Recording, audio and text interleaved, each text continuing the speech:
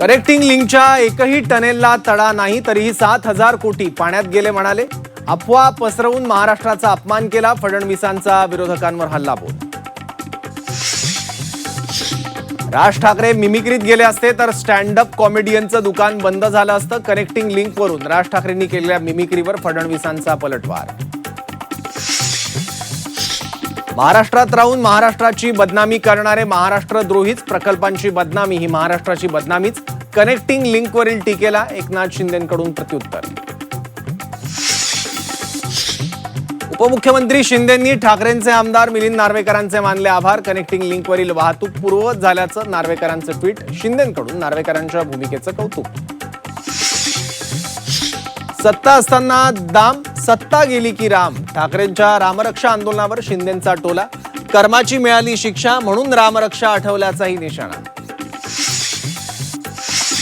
अजित पवार विमान अपघाताचा अंतिम रिपोर्ट जानेवारीपूर्वी येणार. मुख्यमंत्री फडणवीसांची सभागृहात माहिती. विमान अपघात प्रकरणी सीआयडी आणि एएआयबी कडून तपास सुरू.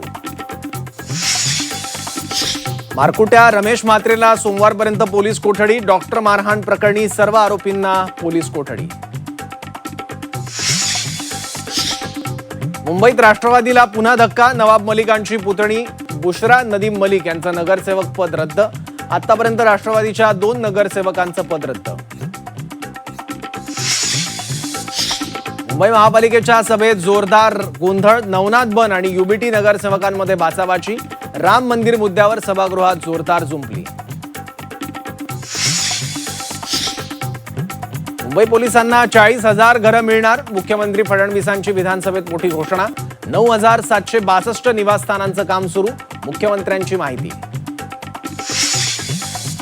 शिक्षकांचं आंदोलन मागे घेण्यात अखेर सरकारला यश. मंत्री गिरीश महाजनांच्या मध्यस्थीनं आंदोलन मागे घेण्याची संघटनांची घोषणा.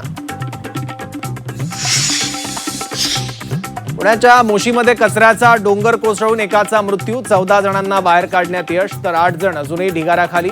घटनेनंतर 3ऱ्या दिवशी रेस्क्यू ऑपरेशन सुरू.